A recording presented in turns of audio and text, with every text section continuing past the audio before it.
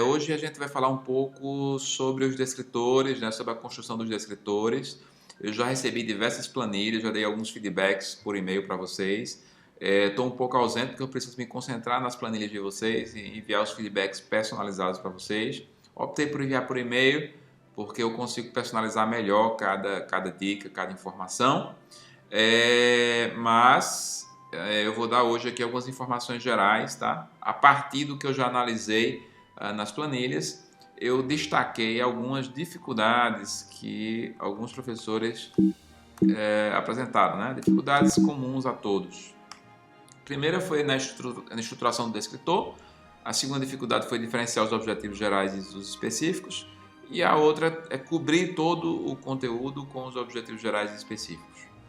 Então, vamos para a primeira dificuldade, estrutura do descritor, tá? O descritor ele é composto por duas partes. Uma inicia-se com o verbo no infinitivo, indicando a ação que o aluno vai desenvolver, e a outra indicando o como, com o verbo no gerúndio. Tá? Então, é uma mistura de infinitivo com gerúndio. Aqui eu tenho um exemplo. Aconteceu muito de os professores me enviarem os objetivos gerais apenas com o infinitivo. Então, aqui, conhecer o conceito, características e objetivos gerais dos seguros compreensivos, riscos nomeados e riscos operacionais. Ok, está perfeito, só que está pela metade. Então, eu sugeri o quê? Além da parte do infinitivo, vírgula, colocar, considerando a composição de cada seguro. Então, notem que o gerúndio, ele dá um norte, ele faz um delineamento, né, das bordas do objetivo, quer dizer, ele fecha o objetivo para que ele não fique aberto demais, tá? Outro exemplo, entender a estrutura e escopo das principais coberturas oferecidas pelos seguros compreensíveis no mercado segurador. Tem um erro aqui em português, depois eu corrijo. Minha sugestão, entender a estrutura e escopo das principais coberturas oferecidas pelos seguros compreensíveis no mercado segurador, vírgula, considerando os riscos e a responsabilidade civil inerente a cada tipo de cobertura. Então, notem, o estudante tem que entender a estrutura e escopo das principais coberturas oferecidas. Ok, então isso é uma ação importante, ele tem que entender isso. Mas como ele vai entender? O que é que vai balizar ele nesse entendimento? Aí vem o gerúndio, considerando os riscos e a responsabilidade civil inerente a cada tipo de cobertura. Tá? Então você balizou aquele conhecimento. Então por isso que é importante ter o componente do gerúndio dentro do descritor geral e específico. Tá? Espero ter tirado essa dúvida.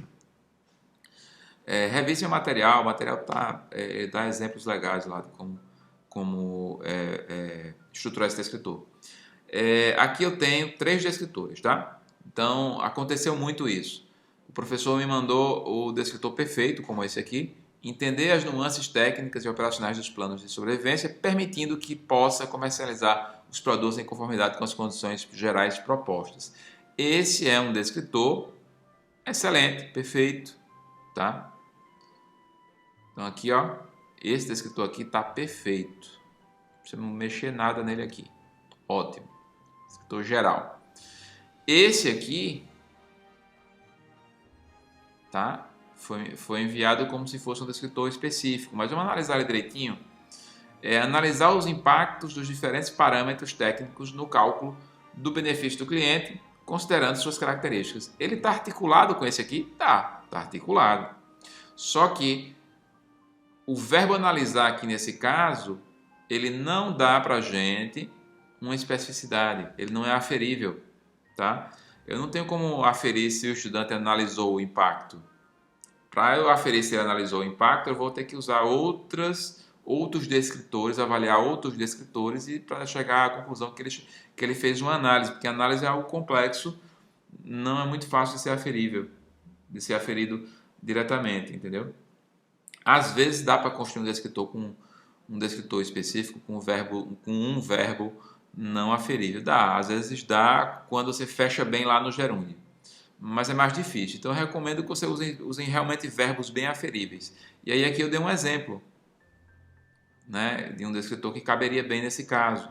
Quer dizer, a sugestão é identificar os impactos dos diferentes parâmetros técnicos no cálculo do benefício do cliente, considerando suas características. Quer dizer, identificar é totalmente aferível, né? Eu posso colocar as informações e pedir para o aluno identificar entre aquelas informações quais são os impactos técnicos, os parâmetros técnicos, por exemplo.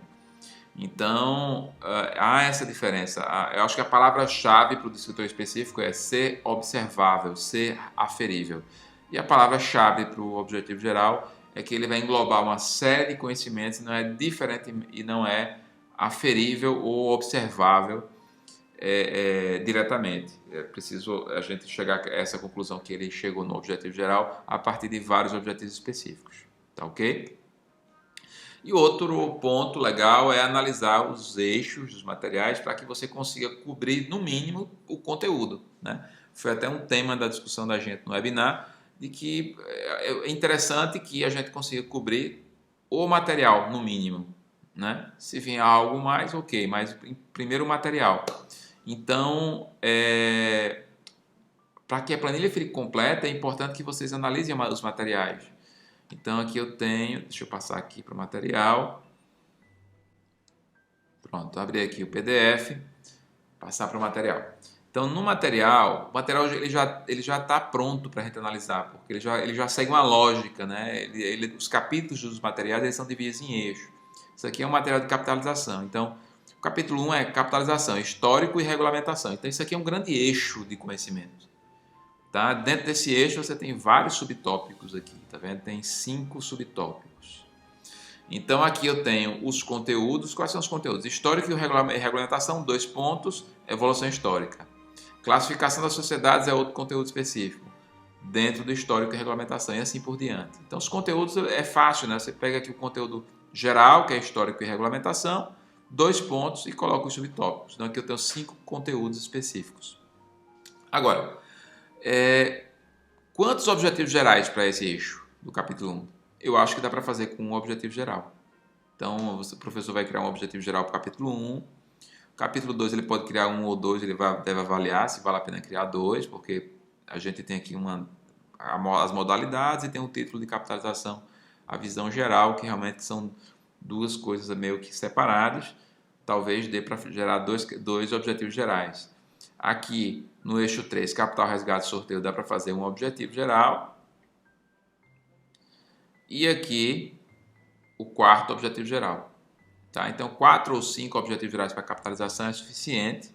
6 talvez, depende da análise do professor. Então ele vai criar os objetivos gerais, 5, 6 objetivos gerais para capitalização. E depois vai partir para a criação dos objetivos específicos. Então, como é que eu vou criar qual é o meu critério para criar objetivos específicos? Se eu vou cobrir no mínimo o material, então eu tenho que cobrir no mínimo os subtópicos. Então, eu tenho que ter no mínimo um objetivo específico para a evolução histórica, no mínimo um objetivo para a classificação das sociedades. Para cada subtópico dentro dos eixos, um objetivo específico que vai estar articulado com o objetivo geral daquele eixo. Tá? Então, os objetivos específicos eles realmente são numerosos, eles são vários, porque inclusive para um subtópico o professor pode descobrir que ele precisa de mais de um objetivo específico, né? Então pode ser que para a evolução histórica seja um tema não tão relevante e aí é apenas um objetivo específico, mas às vezes aqui pode ser que o tema PROCON, fiscalizador, seja um tema muito relevante, com várias nuances importantes, e aí precisa de mais objetivos específicos aí nesse tema. O professor, o técnico na área, o especialista na área que vai ter que avaliar. Tá bom? Então eu espero ter esclarecido aí essas questões e ter dado uma ajuda a vocês no trabalho de vocês para que ele ande mais rápido e eficiente, de forma eficiente. Tá bom? Pessoal, até o próximo encontro, tá? Eu devo marcar com vocês segunda ou terça-feira um novo webinar ou um encontro ao vivo aí. Dessa vez eu acho que eu vou marcar separado por grupos, uma reunião, tá? Não vou juntar todo mundo. E aí a gente vai afunilando aí esse trabalho de construção. Parabenizo a todos, né, pelo envio já de vários materiais. Alguns já estão bem adiantados, outros já estão não estão tão adiantados, mas estão bem encaminhados. E de uma forma geral vocês estão trabalhando muito bem.